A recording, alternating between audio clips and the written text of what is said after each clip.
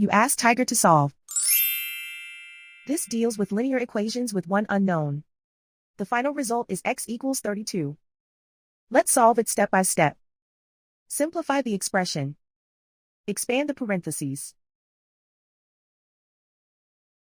Simplify the arithmetic. Group all x terms on the left side of the equation. Subtract 3x from both sides.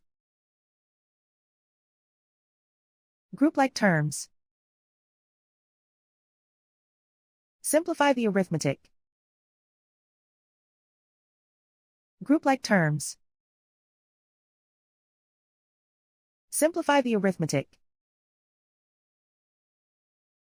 Group all constants on the right side of the equation. Subtract 4 from both sides. Simplify the arithmetic.